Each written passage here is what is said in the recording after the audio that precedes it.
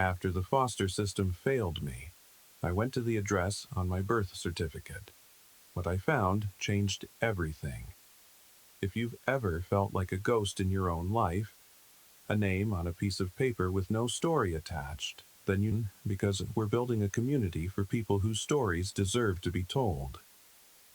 The day I turned 18 wasn't a celebration. There was no cake, no off-key singing, no pile of brightly wrapped presents. There was just a cardboard box, a manila envelope, and the tired, neutral expression of my caseworker, Mrs. Gable. She'd been my third caseworker in 4 years, and I doubt she could have picked me out of a lineup. To her, I was a file Usher 734, Leo Vance, and today my file was being closed. "So, that's it," she said, sliding the envelope across the dented metal desk. Her voice was flat, the sound of paperwork being processed.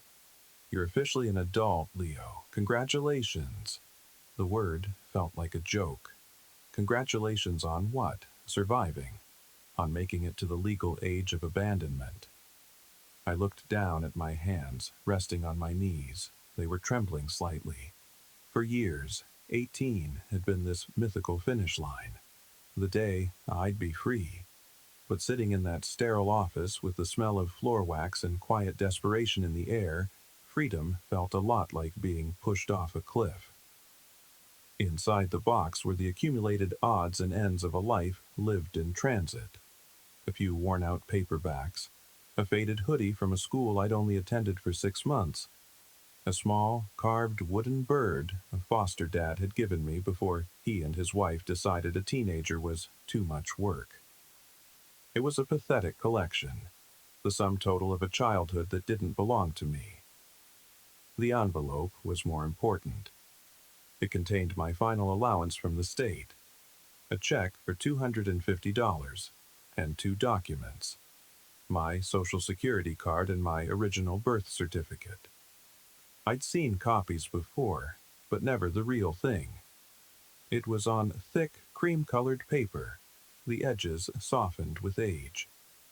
I ran my thumb over the raised seal of the state, and there it was. My mother's name, Ilara Vance, a signature I didn't recognize, and below it, an address. Not a hospital, but a street address in a town I'd never heard of. 132 Black Creek Road, Havenwood. For my entire life, that address had been a ghost, a piece of data. My file said my mother had relinquished her rights due to instability. It was a clean, bureaucratic term for being unwanted. I'd spent countless nights in strange beds, staring at unfamiliar ceilings, wondering about her. I'd built her up in my mind into 100 different people. A tragic artist, a runaway teen, a woman broken by the world. But mostly, I imagined her as someone who hadn't wanted me. The anger from that was a cold, hard stone in my gut. "Any questions?" Mrs. Gable asked, already reaching for the next file on her stack. I looked up from the paper. "This address," I said, my voice hoarse.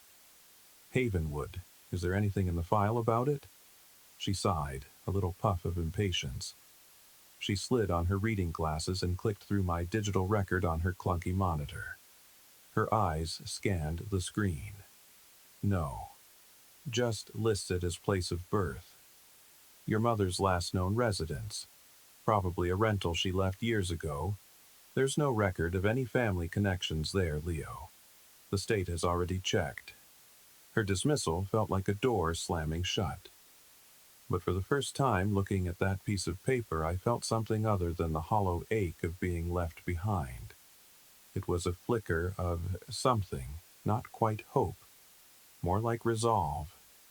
The system was done with me. It had chewed me up and spit me out with $200 in a flimsy cardboard box. I had no one, no plan. I could go to a shelter in the city, try to get a job washing dishes and probably fail.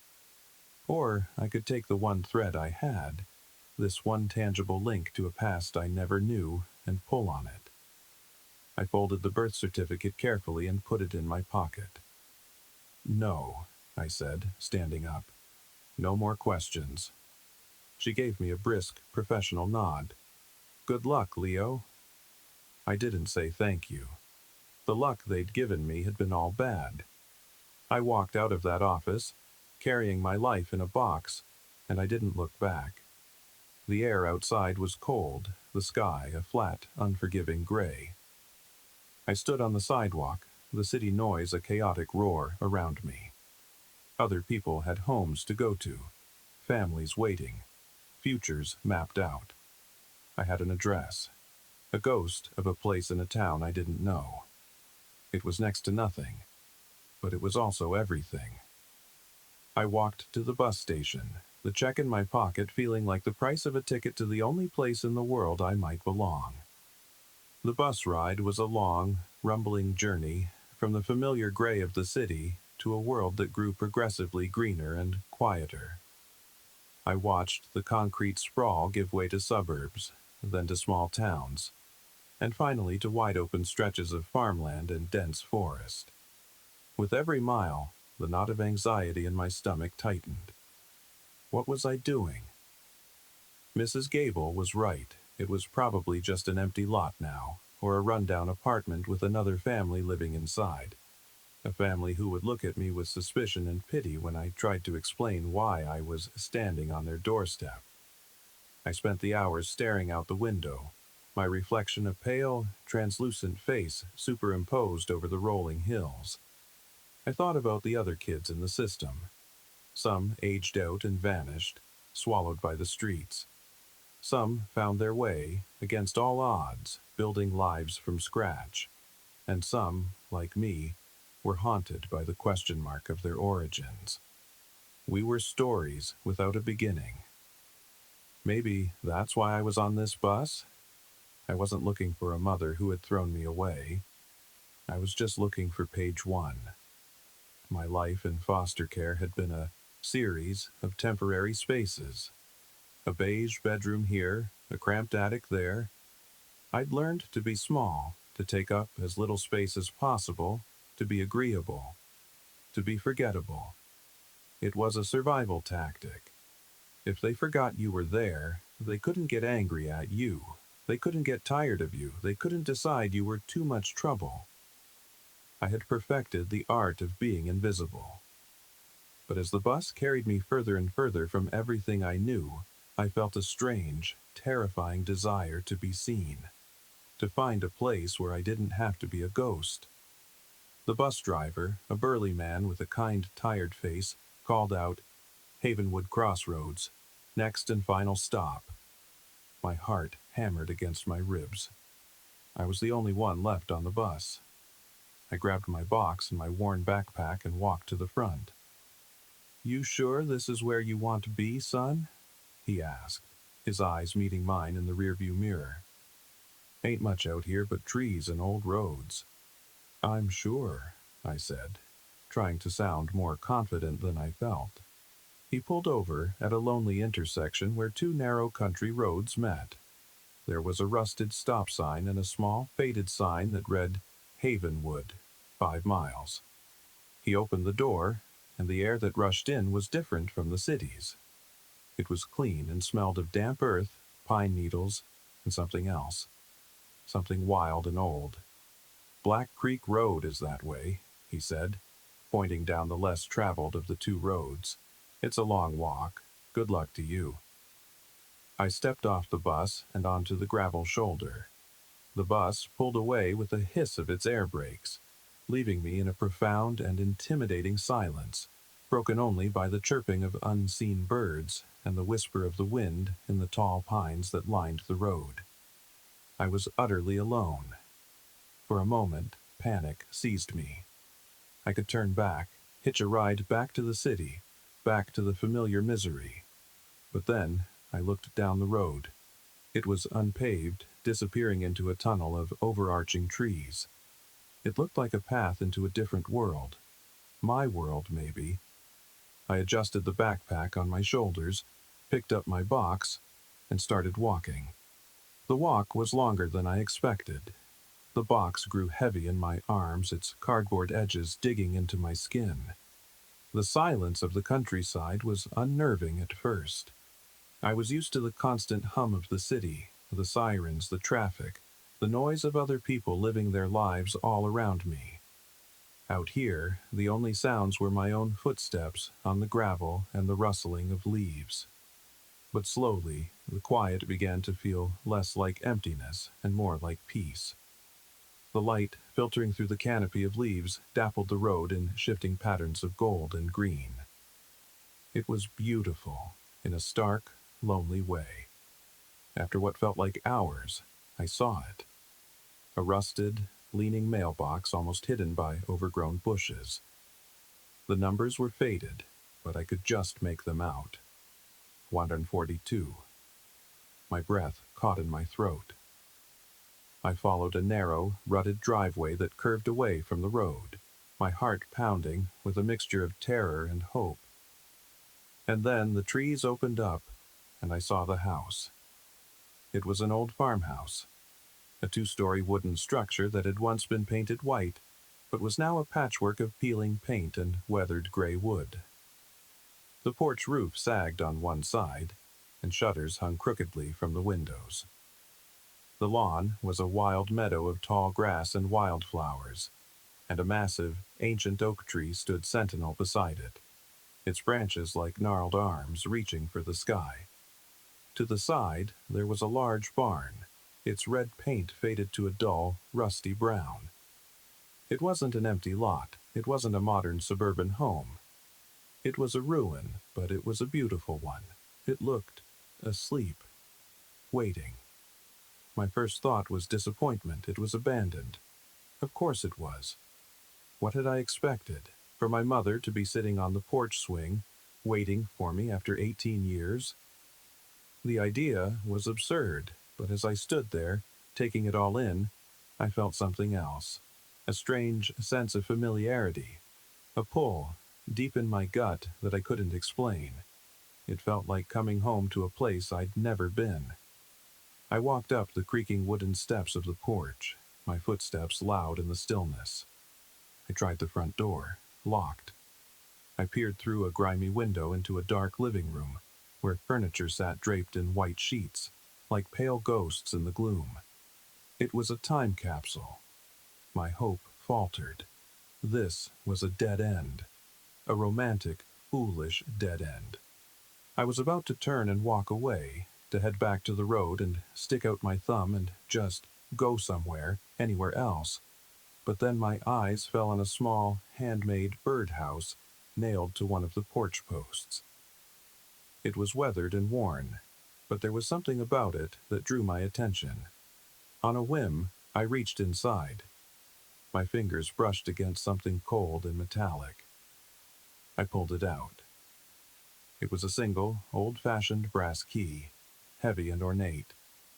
My hand was shaking so badly I could barely fit it into the lock. But it slid in with a satisfying click. I turned it. The lock tumblers shifted with a rusty groan, and the door swung inward, opening into the cool, dusty darkness of the house. I stepped across the threshold, my heart thudding a frantic rhythm against my ribs. The air inside was thick with the scent of old wood, dust, and dried lavender. It smelled like memory. It smelled like secrets. I had no idea what I was walking into, but I knew, with a certainty that defied all logic, that I was meant to be here. This wasn't just a house. It was the start of my story. I set my box down just inside the door, its scraping sound echoing in the cavernous silence. For a long moment, I just stood there, letting my eyes adjust to the dim light filtering through the grimy windows. The house was perfectly preserved under its layer of dust. In the living room to my left, the shrouded furniture looked like a sleeping family of giants. A grand stone fireplace stood cold and silent against the far wall, a stack of logs resting patiently beside it. To my right, a staircase with a beautifully carved banister led to the upper floor.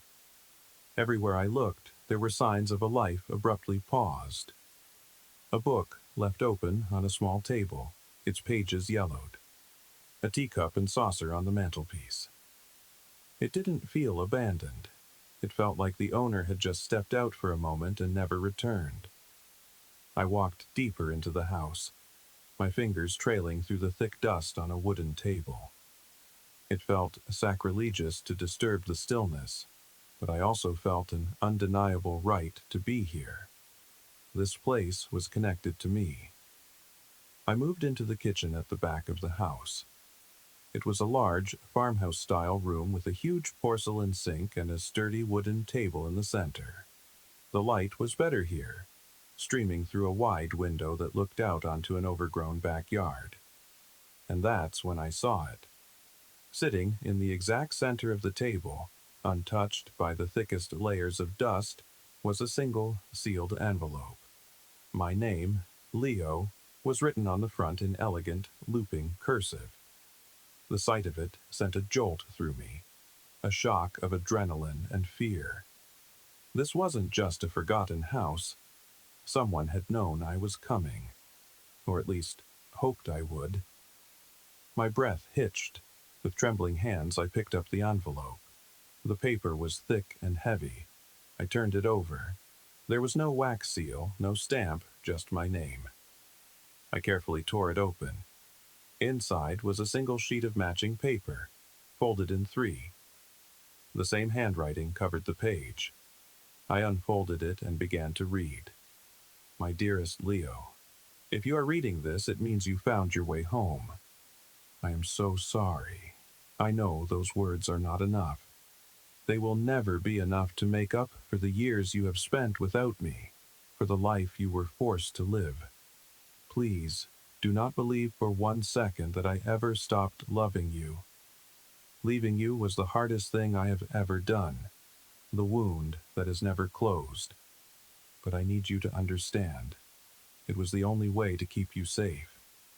This house, this land, it is yours. It has been in our family for 5 generations. It is your birthright. I have done everything in my power to make sure it would be here for you when you turned 18. I put it in a trust, a legal fortress to protect it until you were a man and could claim it for yourself. I hope you can feel the love that lives in these walls.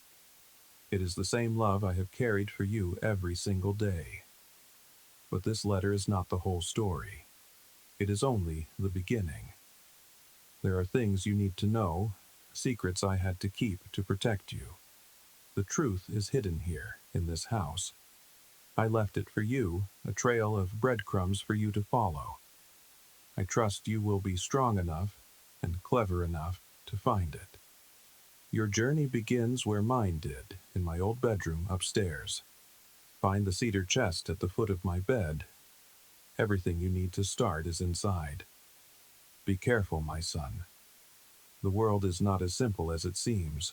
But know this: you are not a mistake. You are not unwanted.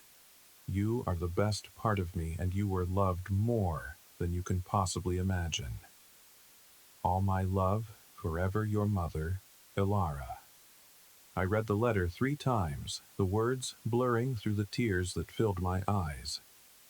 The stone of anger in my gut, the one I had carried for 18 years, didn't disappear, but it shifted.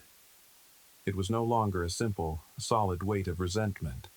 It was something more complex, cracked through with grief and a fragile, terrifying hope. Safe? What had she needed to keep me safe from? And what secrets were hidden in this silent, sleeping house?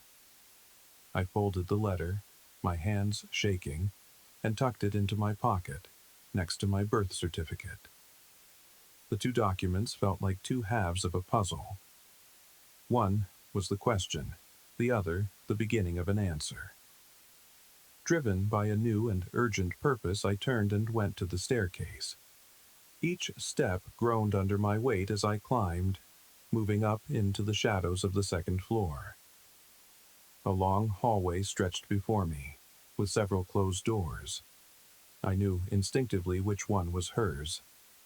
It was the one at the very end, the one with a sliver of late afternoon light shining from underneath. The room was just as she had left it. A large four-poster bed, unmade, the blankets thrown back as if she'd just climbed out of it. A vanity with dusty bottles of perfume. And there, at the foot of the bed, was the cedar chest. It was old and dark, bound with iron straps. It looked heavy, solid, a container for secrets. I knelt before it, my heart pounding. This was it, the first breadcrumb. I lifted the heavy lid. It wasn't locked. It opened with a soft sigh of cedar-scented air, releasing the smell of the past. Inside, nestled on a bed of folded linens, was not just the start of a story, but the beginning of my entire life. The contents of the cedar chest were a jumble of a life I'd never known. On top lay a stack of photographs, tied with a faded blue ribbon. I carefully untied it and began to look through them. The first was a picture of a young woman with a radiant, unguarded smile and wild, dark hair. Hilara, my mother. She was standing on the porch of this very house, squinting into the sun. In another, she was holding a baby, wrapped in a thick blanket. Me. She was looking down at me with an expression of such fierce, overwhelming love that it made my chest ache. I saw myself as a toddler, taking wobbly steps in the tall grass of the yard, my mother's hands hovering just behind me, ready to catch me. There were pictures of her with an older man who had the same kind eyes, my grandfather, I presumed. They were working in the barn, laughing. It was a life I was meant to have, a life of warmth and connection, stolen from me before I could even form the memories. I had spent so long feeling like a blank slate, and here was the proof that I had a history, a lineage. I came from somewhere. I belonged to someone. Beneath the photos were more, letters bundled together. I set them aside for later, my hands drawn to a thick, legal-looking document. I unfolded it. It was the deed to the property. 142 Black Creek Road, Havenwood. 120 acres of land, the farmhouse, the barn, all of it. And at the bottom, the legal paperwork for a trust, naming me, Leo Vance, as the sole beneficiary upon my 18th birthday. It was real. This was all mine. The weight of it was staggering. But there was something else in the chest, tucked into the corner, wrapped in a piece of velvet cloth. I unwrapped it to find a small, heavy, locked metal box. It was cold to the touch, and there was no keyhole, only a simple, 3-digit combination lock. It felt important, dangerous even. I turned my attention back to the letters. I chose one from the middle of the stack. The handwriting was the same as the first letter, but this one felt different. The loops were tighter, the words more rushed. Leo, if you've found the box, then you know this is more serious than just inheriting a piece of land. I need you to listen to me carefully. I didn't just have money problems, I was targeted. There's a company, a big development corporation out of the city called Vantage Corp. They want this land. They want all the land in this valley. They plan to build luxury resorts, a golf course, things for rich people who want to escape the city. They think history and heritage are just obstacles on a balance sheet. They came to me after your grandfather died. At first, they were polite. They made an offer, a low one. I refused. This land was his legacy, our home. But they didn't go away. They started buying up the neighboring farms, pressuring people, finding their debts, leveraging them until they had no choice but to sell for pennies on the dollar. When I still wouldn't sell, they changed their tactics. They got ugly. They found a loan my grandfather had taken out years ago, a private loan from an investor who, it turns out, was secretly working for them. They bought the debt. Suddenly, I owed them an impossible amount of money. They threatened foreclosure. They harassed me. Cars would park on the road outside the house at all hours. They were trying to break me, to scare me into signing the farm away. I was alone, and I was terrified. Not for me, for you. You were only a baby. I overheard one of them talking one day. He said something like, "It'd be a shame if something happened to the kid, a single mother out here all alone. Things happen." That was when I knew I couldn't win. Not by fighting them head on. They were a monster, and I was just one person. But I could protect you. I made the hardest choice of my life. I created the trust to shield the farm, making it legally untouchable until you were an adult. And then, I made you disappear. I took you to the city and put you into the system. I gave you up. It felt like tearing out my own heart. I told myself it was the only way they would stop looking for you, the only way you'd be safe from their reach. I walked away, and I never looked back, because looking back would have destroyed me. I don't know what has happened in the years since. I don't know if they are still waiting, still watching. But I have to believe that you are strong enough now to face them. That box holds the key. I pray you can figure it out. Be brave, my Leo. Ilara. I had to stop reading. The air in the room was suddenly too thin. I stumbled over to the window and pushed it open, gasping for fresh air. The story I had told myself my whole life, the story of a mother who didn't want me, was a lie. A complete and utter fabrication. She hadn't abandoned me. She had hidden me.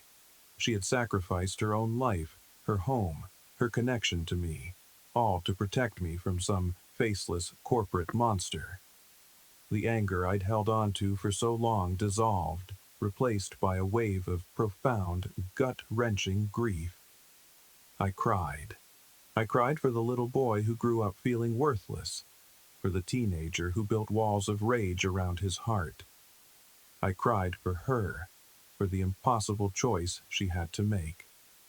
I sank to the floor, my back against the wall, and wept until I was empty. It's a strange thing, having the entire foundation of your world crumble and reform in the space of a few minutes.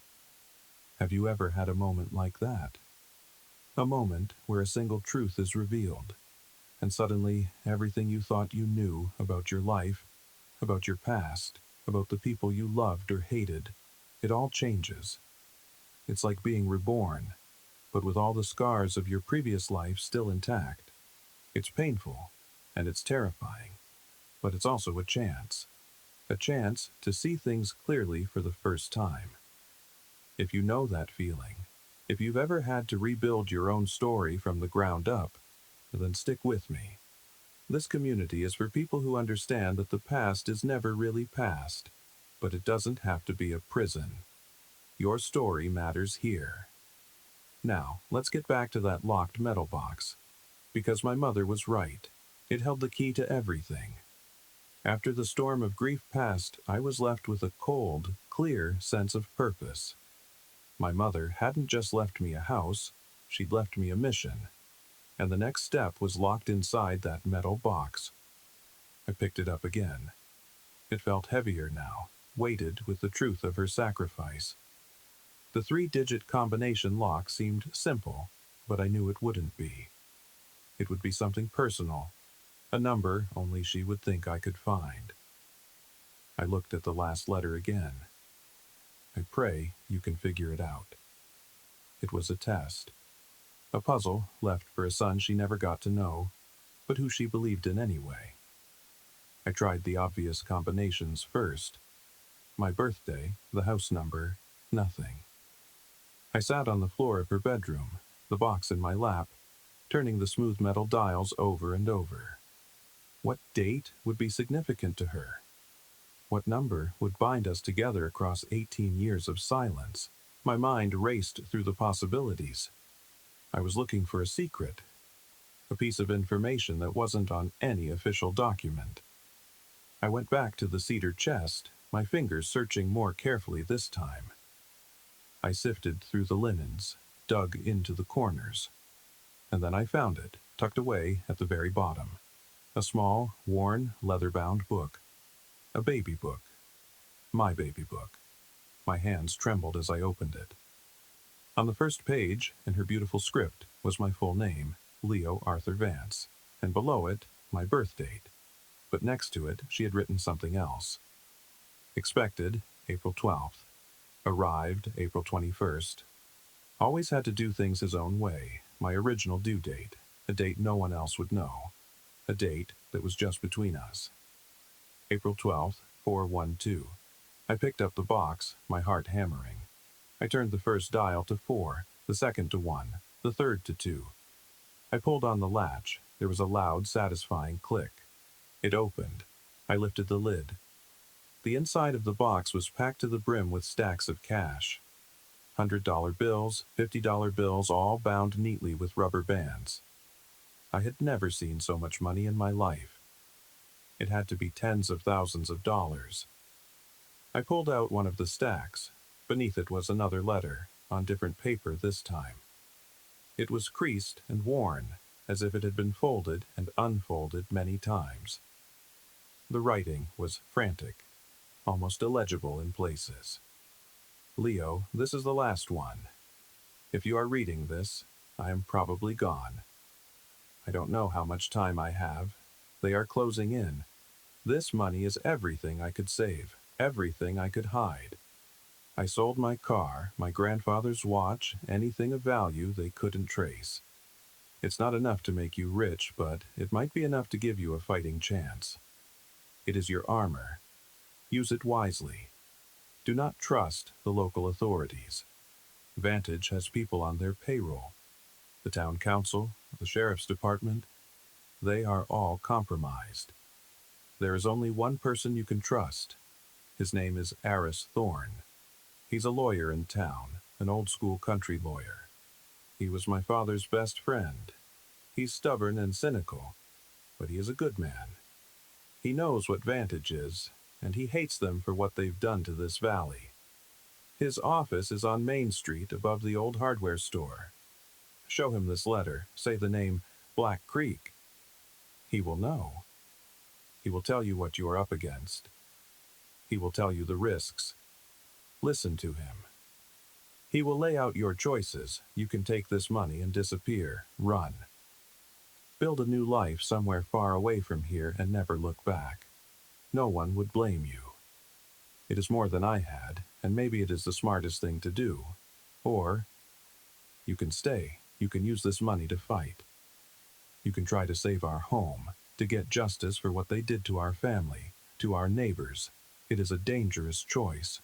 You could lose everything, the money, the farm, all of it. I cannot make that choice for you. I took away your choices once to keep you safe. Now, you are a man. This choice must be yours alone. Whatever you decide, know that I am proud of the man I know you have become. You have our family's strength in you, Leo, the strength of the creek that carves the stone, of the oak that withstands the storm. Go see Aris. He will be your guide. I love you. Ilara. I closed the box, the reality of the situation crashing down on me. This wasn't just a story from the past. It was a present-day threat. Vantage Corp. They were still out there. And they still wanted this land. My mother had left me not just an inheritance, but a war, and a choice. Run or fight. The boy who had walked out of the group home that morning would have taken the money and run without a second thought. He was a survivor. He knew how to disappear. But I wasn't that boy anymore. In the space of a single afternoon, in this dusty, silent house, I had found a history. I had found a mother's love. I had found a home. And I knew, with a certainty that settled deep in my bones, that I couldn't walk away from it. Running was what I had done my whole life. This time, I would stand my ground. I packed the metal box into my backpack, along with the letters and the deed. The money felt like a dangerous weight on my back.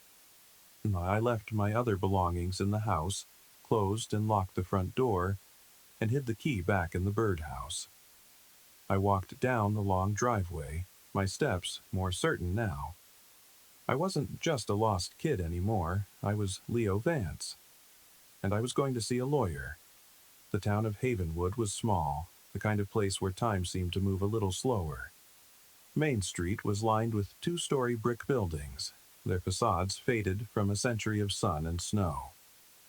There was a diner, a post office, a general store, and, just as the letter said, an old hardware store with a flight of wooden stairs on the side leading to a second-floor office. A simple, black and gold sign read, Heiress Thorne, Attorney at Law. I took a deep breath and climbed the stairs. They creaked under my feet, each step echoing the pounding of my heart. The office was one room, filled with towering shelves of law books that looked like they hadn't been touched in decades. Dust motes danced in the single beam of afternoon sun slanting through the tall window.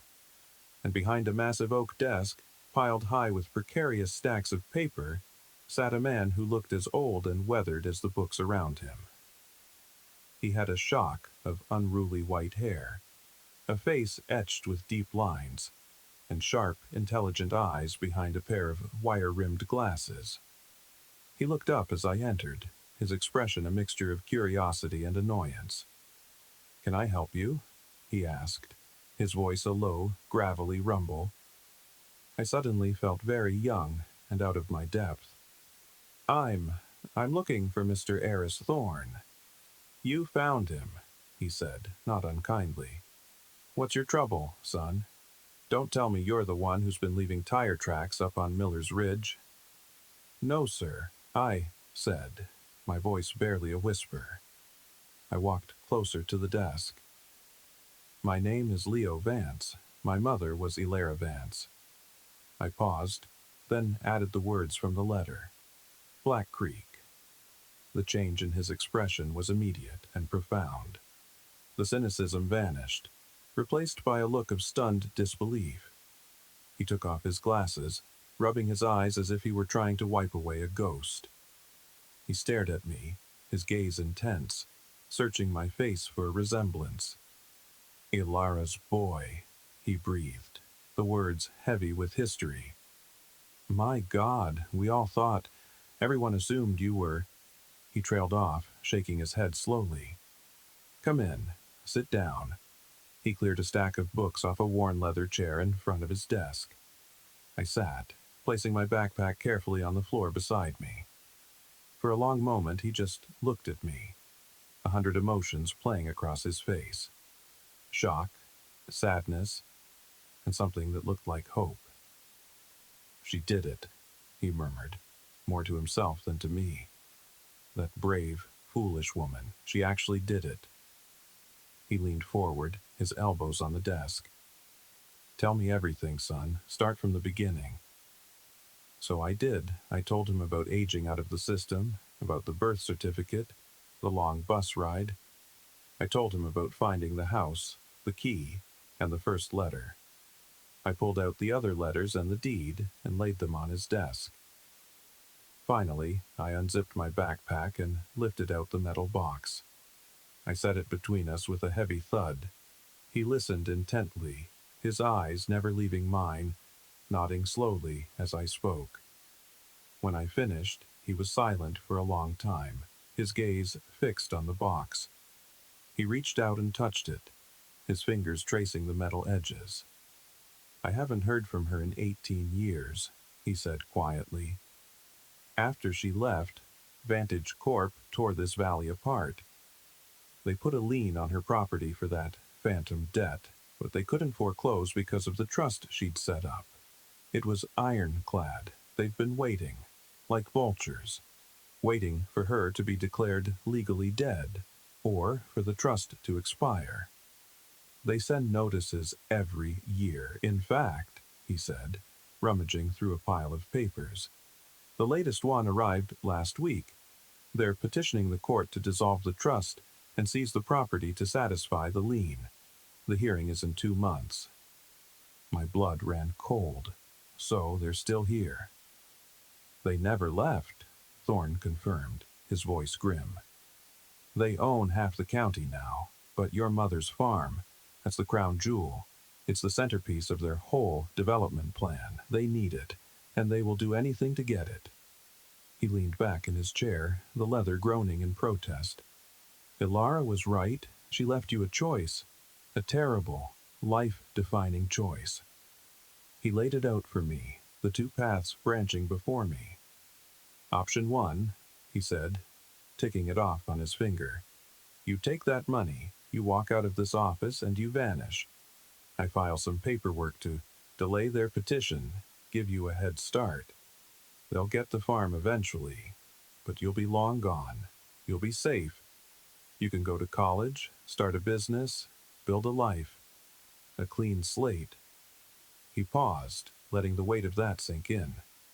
A clean slate was everything I had ever wanted. "Option 2, he continued, his voice lowering. "You stay, you fight. We use this money to hire experts, to challenge the legitimacy of the debt, to file a countersuit for harassment. We dig into Vantage's history, find the other families they've ruined. We turn over every rock. It will be a long, ugly, expensive battle. Their pockets are infinitely deeper than yours. The odds are stacked against us. We will probably lose. And if we lose, you walk away with nothing. Not the money, not the farm, nothing." He looked at me, his old eyes sharp and clear. "So, that's the choice, Leo, a guaranteed future somewhere else, or a sliver of a chance to save your home. What do you want to do?" There was no hesitation. The boy who survived by being invisible was gone. The man who sat in his place had a name, a history, and a home to defend. My mother had sacrificed everything for this land, for me. To run would be to dishonor that, to let her story end in defeat. "We fight," I said. The words came out stronger than I expected, filled with a conviction I didn't know I possessed. "We fight them with everything we have." A slow smile spread across Eris Thorne's face. It was the first time I'd seen him smile, and it transformed his weary features. It was a smile of fierce, grudging respect. "I was hoping you'd say that," he said, rubbing his hands together. "Your grandfather would be proud. Your mother would be proud." He stood up and walked over to a filing cabinet, pulling out a thick, dusty folder. "I've been waiting for this fight for a long time. Let's give those bastards hell." The weeks that followed were a blur of activity. Aris Thorne was a force of nature. He transformed from a sleepy country lawyer into a tenacious, sharp-witted strategist. My life, which had been defined by waiting and uncertainty, suddenly had a rigid structure. I spent my days at his office, sifting through mountains of legal documents, and my nights back at the farmhouse, which was slowly starting to feel less like a museum and more like a home. I started small. I cleaned. I swept away the thick layers of dust, washed the windows until the sunlight streamed in, and pulled the white sheets off the furniture, revealing sturdy, handcrafted wooden pieces that had stood the test of time. With every bit of grime I wiped away, I felt like I was clearing away the cobwebs in my own mind, letting in the light. I slept in my mother's old room, in her bed, feeling her presence not as a ghost, but as a source of strength. The farm itself became my sanctuary. Aris had warned me that Vantage would know I was there. He told me to be careful, to be aware of any strange cars or unfamiliar faces. The feeling of being watched was unsettling, but it was no longer the passive, helpless fear of a child. It was the vigilance of a defender. This was my land. They were the intruders. My mother's letters had mentioned that the truth was hidden in the house. I knew the letters in the chest were only the beginning. I started to search, methodically, room by room. But it was in the barn that I found her real fortress of secrets. The barn was huge, the air inside thick with the sweet smell of old hay and dry earth. The main floor was filled with rusted farm equipment, but a rickety ladder led up to a hayloft. And there, tucked away under a pile of old tarps, I found a heavy, locked trunk. This time, there was no combination. I had to pry it open with a crowbar. Inside was my mother's arsenal. It was filled with ledgers, notebooks, and dozens of old microcassettes. I found an old player in the trunk and put one in. The audio was crackly, but I could hear my mother's voice, steady and clear, speaking into the recorder. She had documented everything. Every threatening phone call, every visit from Vantage's representatives. She'd made notes on license plates, times, and dates. And then I heard the other voices. Men's voices. Smooth, professional, and dripping with menace. "You're all alone out here, Alara," one voice said, a voice that was falsely sympathetic. "This is a big place for a single mom. Let us help you. Sign the papers. Take the money. It's for the best." "My son and I will be fine," her voice replied, strong and defiant. "We'd hate for anything to complicate that," the man's voice answered, the threat hanging, unspoken, in the air. Listening to those tapes was like hearing a conversation from beyond the grave. I could feel her fear, but more than that, I could feel her courage.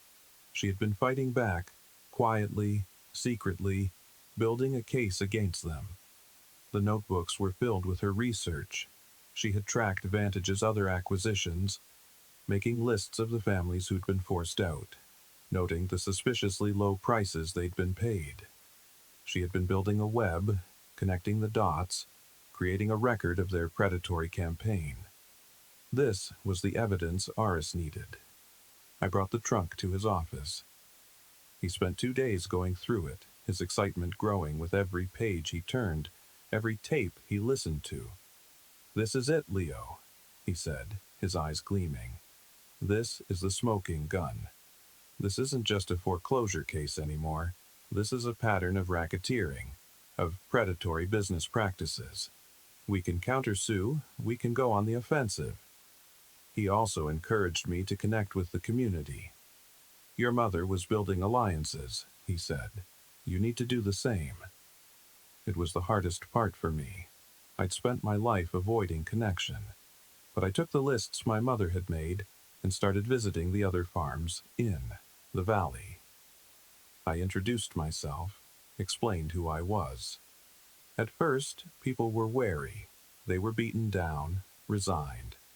But when I told them about the evidence my mother had collected, when they saw that I was willing to fight, a spark of hope ignited in their eyes. An old farmer named Silas, whose family had lost their land for a fraction of its worth, shared his own stories of intimidation. A woman who ran the local diner, Maria, told me how Vantage had threatened to buy the building her business was in if she didn't stop speaking out against them. Slowly, a small network began to form. We met in the evenings at my farmhouse, huddled around the kitchen table, sharing stories, piecing together the full picture of Vantage's corruption. For the first time in my life, I felt like I was part of something bigger than myself. I wasn't just fighting for my farm. I was fighting for the soul of the whole valley. I was no longer Leo Vance, the foster kid. I was Alara's son, and I was a part of Havenwood. The lawsuit got ugly, just as Eris had predicted. Vantage's lawyers were slick and ruthless. They filed motion after motion, trying to drown us in paperwork and bleed my mother's savings dry. They tried to paint my mother as an unstable, paranoid woman who had abandoned her child. They tried to paint me as an opportunistic drifter, showing up to claim a property I had no right to. The pressure was immense. There were nights I lay awake, the weight of it all crushing me, convinced I was going to fail, that I would lose my home, my mother's money, and let down everyone who was counting on me. But then I would walk through the quiet rooms of the farmhouse, or stand under the vast, star-filled sky outside, and I would feel my mother's strength. I would remember her voice on those tapes, defiant and strong. And I would remember the faces of my neighbors, their hope rekindled. And I knew I couldn't give up. The turning point came not in a dramatic courtroom showdown, but in a quiet conference room. Eris had presented Vantage's legal team with our evidence, the tapes, the ledgers, the signed affidavits from a dozen other families. He laid out our case for a massive class action lawsuit based on racketeering and intentional infliction of emotional distress. Their lawyers, who had been so arrogant and dismissive, suddenly went pale. They asked for a recess. An hour later, they came back with an offer. Aris laid it out for me back in his office. "They'll drop the lien on your property immediately," he said. "The farm is yours, free and clear. They are also offering a cash settlement for the harassment claims, a significant one, enough to compensate the other families and set up a legal defense fund for the community. But there's a condition." "What is it?" I asked, my stomach in knots. "You have to sign a non-disclosure agreement. All of you. You can never speak publicly about their methods. The evidence my mother collected gets buried. They walk away with their reputation intact, free to do this to another small town." It was the final test, the final choice. We could win our personal battle, but let the larger war continue. We could save our homes, but allow the monster to go find other prey. Or we could refuse the settlement, go to court, and risk everything for a chance at true justice, at public exposure. But that risk was enormous. We could lose, and everyone would be left with nothing. I thought about my mother. What would she have done? She had fought to protect me, her son. She had fought to save her home. This settlement achieved both of those things. It was a victory, even if it was an imperfect one. It wasn't about vengeance. It was about security. It was about giving this community the resources to protect itself in the future. "We take the deal," I said. "We take the win we can get, and we use it to make sure we're strong enough for the next fight." Eris nodded, a look of profound relief on his face. "That's a wise decision, Leo. Not the one your grandfather would have made.